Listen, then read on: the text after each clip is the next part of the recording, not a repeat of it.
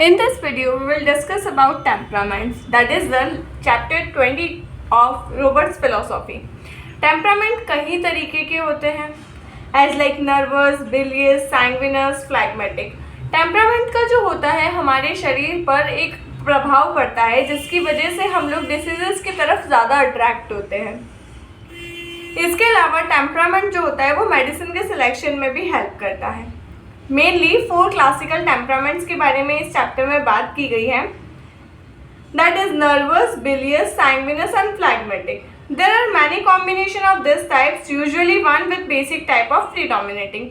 इसके अलावा भी कई सारे टेम्परामेंट्स होते हैं जो इन्हीं चारों के मिक्सचर से बनते हैं, लेकिन उसमें भी इसमें से कोई एक होगा जो सबसे ज़्यादा प्रीडोमिनेट करेगा खुद को.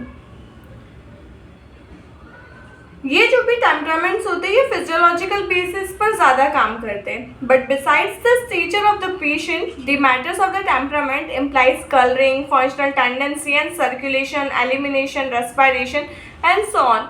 ये जो टेम्परामेंट्स होते हैं ये पर्सन की बॉडी को एज अ होल कंट्रोल करते हैं. उसका कलर क्या रहेगा, उसकी फंक्शनल टेंडेंसीज कैसे रहेगी, बॉडी में सर्कुलेशन कैसा रहेगा, एलिमेंट्री प्रोसेसेस कैसा काम करेगी, रेस्पिरेशन कैसा होगा, और ये सारी चीज़ों को टेम्परामेंट कंट्रोल करते हैं. At the same time mental and emotional tendencies in reaction to the environment and circumstances. और मेंटल और इमोशनल टेंडेंसीज क्या रहेगी उस पर भी इनका असर रहता है.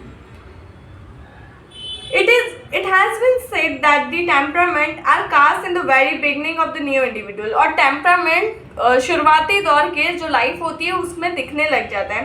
When the parent cell first unite and that one cast. और जब parent cell unite होते हैं उसी टाइम से temperament decide हो जाता है.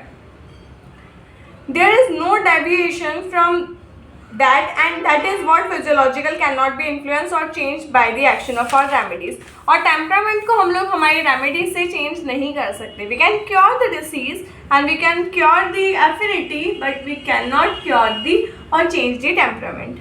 The morbific influences that are attracted to the temperamental tendencies are amenable to treatment and can be removed by the homeopathic remedy. जो मैंने अभी कहा वही लिखा हुआ है. The homeopathic prescription is often based by the temperament to the extent that certain temperaments bring out certain symptom picture. जैसे कि कहा है कि कुछ temperaments होते हैं जो certain disease conditions को अपनी तरफ खींचते हैं, तो सेम उन्हें होम्योपैथिक मेडिसिन क्योर कर देता है. Simple. The natural physical makeup of certain people predisposing them to certain reactions under circumstances makes them particularly susceptible to certain disease.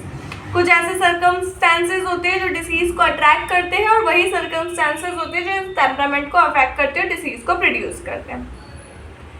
When an individual become a patient, जब भी कोई एक individual patient बनता है, he manifests symptoms as a reaction of the inner and the outer condition and circumstances they show his susceptibility.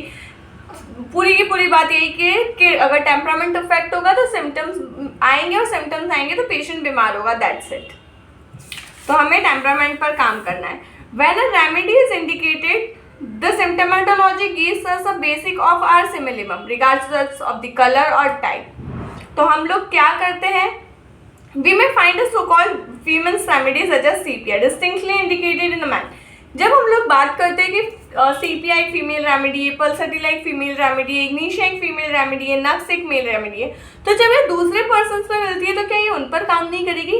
They work, but more promptly they work on the female genital organs or on the females. Nux will work more promptly on a male than a female. Ignitia will work more accurately on a female than a male. But if you are finding the symptoms of ignitia in a male, you are there to prescribe ignitia to that particular person. When pulsatilla will develop blonde hair or nux vomica proving change the color of the hair, the eyes or the skin to the true Burnett type, then we may say with truth that the Viri Burnett is a pulsatilla patient and judge them correctly. ठीक है. Prescribing on the types of temperament is at the base of slack of method of using the blessings of homeopathy. और जब तक आपके पास homeopathy की blessings नहीं है आप प्रैक्टिस अच्छे से नहीं कर पाओगे. It is really keynote prescribing. जब टेम्परामेंट्स की बात आती है, जब सिंगल वन साइडेड डिसीज की बात आती है तो आपको कीनोट प्रिस्क्राइबिंग करनी पड़ती है. and are not any on morbific symptoms but on general stature that is present from the birth. तो जो present है birth से ही उसको आपको ध्यान में रखते हुए practice करना है. तो without the blasting of homeopathy you can't do that. The only real evidence of disease condition is the deviation from normal. Disease कैसे पता पड़ेगी कि health से वो deviate हुआ है, तभी हमें पता पड़ेगा डिसीज है. कुछ ना कुछ साइन सिम्टम्स आएंगे, अनईजी वो फील करने लगेगा. The perversions of functions as manifest in mind, body and spirit. तो काय पर हमें सिम्टम्स देखने को मिलते हैं, माइंड पर, बॉडी पर और स्पिरिट पर. The sum total of which provides us with the sound basis of prescription. और इन्हीं तीनों के मिलावट से हम लोग प्रिस्क्रिप्शन तक पहुँचते हैं.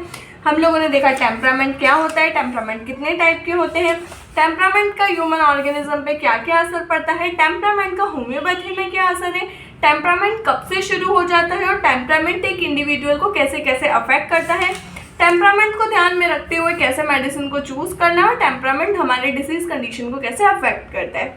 इन्हीं सारी बातों के बारे में लिखना है. Thank you for watching.